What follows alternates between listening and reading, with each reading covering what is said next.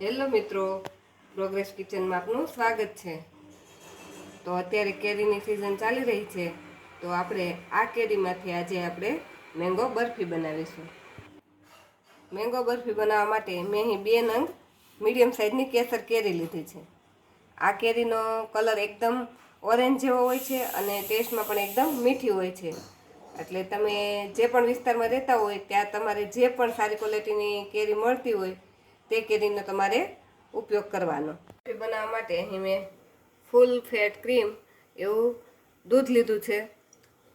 આ દૂધ મેં 500 ml લીધું છે અને કપમાં જોઈએ તો તે 2 કપ છે। તો આ 2 કપ આપણે દૂધ ગરમ થવા મૂકી દઈશું। આ દૂધને આપણે ગરમ થવા દઈશું। આ દૂધ આપણે ફૂલ ક્રીમ વાળું દૂધ હોય, મલાઈ વાળું તેવું દૂધ લેવાનું, કેમ કે આમાં આપણે એક્સ્ટ્રા માવો કે એવું કંઈ મિલ્ક પાવડર કે એવું કંઈ નાખવાનું નથી। આપણું દૂધ ગરમ થાય એટલે આપણે જે 2 કપ ભરીને દૂધ લીધું હતું એ 1 કપ ભરીને આપણે ખાંડ એડ કરીશું। આ ખાંડ તમારી કેરી કેવી મીઠી છે તે પ્રમાણે વધારે ઓછી કરી શકો। હવે આપણું આ દૂધ ગરમ થાય છે ત્યાં સુધીમાં આપણે કેરીમાંથી પલ્પ તૈયાર કરી લઈએ। કેરીની પહેલાં આપણે છાલ ઉતારી અને તેના પીસ કરી લઈએ। આ બંને કેરીની આપણે છાલ ઉતારી લીધી છે। હવે એક મિક્સરની જાર લઈ લેશું અને તેમાં જ આ બંને કેરીને આપણે પીસ કરી લઈશું।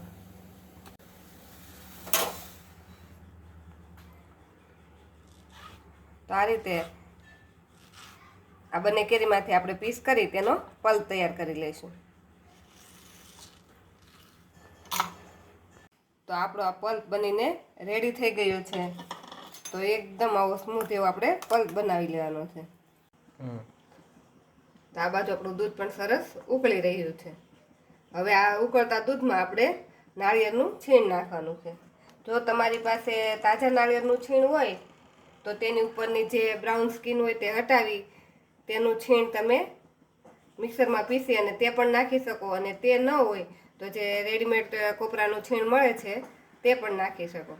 મેં અહીં માર્કેટમાં જે સૂકું નાળિયેરનું છીણ મળે છે તેનો જ ઉપયોગ કર્યો છે।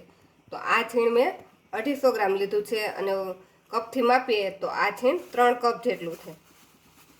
હવે આ છીણને આપણે દૂધ સાથે સરસ મિક્સ કરી દેવાનું, જેથી છીણ છે બધું જ દૂધ હમણાં શોષી લેશે। થોડીક જ વારમાં આપણું મિશ્રણ એકદમ ઘાટું થઈ જશે।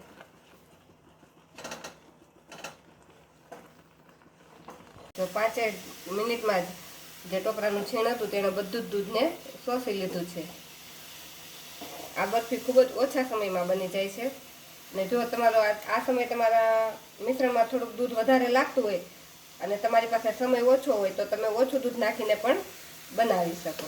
આમાં આપણે જે કેરીનો પલ્પ કરીને રાખેલો છે તે નાખી દઈશું અને ગેસ ધીમો રાખી આ બધી જ વસ્તુને આપણે મિક્સ કરી દઈશું।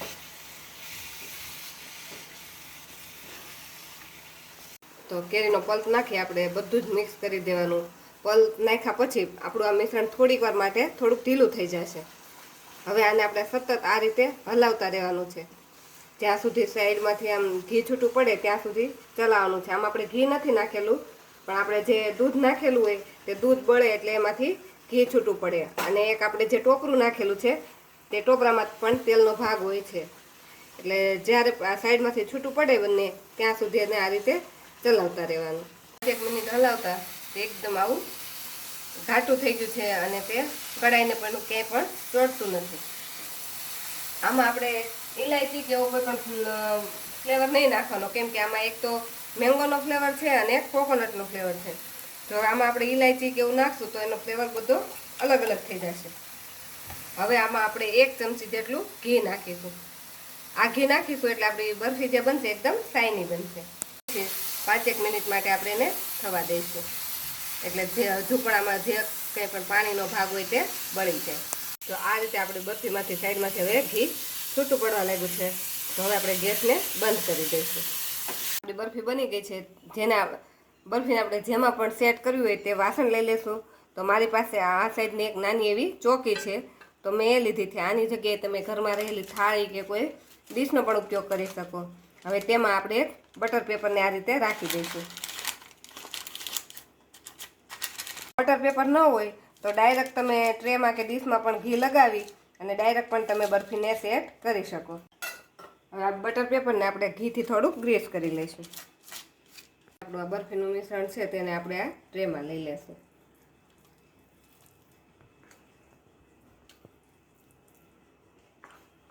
આ બરફી બનાવી તો બરફી પણ બનાવી શકો અને આમાંથી નાના નાના લાડુ બનાવવા હોય તો લાડુ પણ આપણે બનાવી શકીએ. એને આ રીતે આપણે સરસ ફેલાવી દઈશું. ચમચાથી સેટ કર્યા પછી આ રીતે આપણે ચમચીની મદદથી એને એકદમ એની સપાટીને લીસી કરી લઈશું. ટ્રેમાં સરસ એવી આપણે બરફીને સેટ કરી લીધી છે. જો આ બરફીને તમે આમનામ જ રાખવા માંગતા હોય તો આવી રીતે પણ રાખી શકો અને તેના પર થોડું ગાર્નિશિંગ કરવું હોય તો તેના પર થોડા કાજુ બદામ કે કોઈ પણનું આપણે આ રીતે થોડાક વેરી દેવાના એટલે ગાર્નિશિંગ થઈ જાય અને એનો લુક સારો આવવા લાગે. હવે આ બરફીને આપણે જ્યાં સુધી રૂમ ટેમ્પરેચર પર આવે અને એકદમ ઠંડી થઈ જાય એવી આપણે સેટ થવા દેવાની છે. તો આ બરફીને સેટ થતાં 3 થી 4 કલાક જેટલો સમય લાગશે. પણ જો તમારી પાસે સમય ઓછો હોય તો એકદમ ઠંડી થાય પછી આને આપણે ફ્રીજમાં અડધી કલાક માટે રાખી દઈએ તો પણ તે સેટ થઈ જશે. આપણી મેંગો બરફી હવે સેટ થઈ ગઈ છે તો તેને આપણે હવે આ પ્લેટમાંથી કાઢી લઈશું.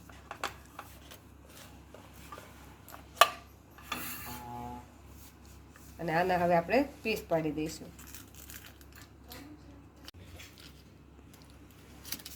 આ મેંગો બરફીને આપણે મનપસંદ જેવા આકારમાં પીસ પાડવા હોય તેવા આપણે પાડી લેવાના.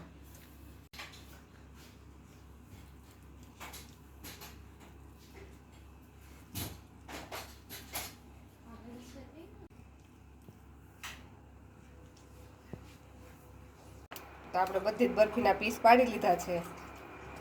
આપણે એક બરફીને આ રીતે અલગ કરીને જોઈએ તો એકદમ એ સોફ્ટ બની છે. હાથેથી તોડીએ તો એકદમ આસાનીથી તૂટી જાય અને મોંમાં મૂકતા જ પીગળી જાય એવી આપણી મેંગો બરફી બનીને રેડી છે. જો તમને અમારો આજનો વિડીયો ગમ્યો હોય તો અમારા વિડીયોને લાઈક કરો અને પ્રોગ્રેસ કિચન ચેનલને સબસ્ક્રાઈબ કરો.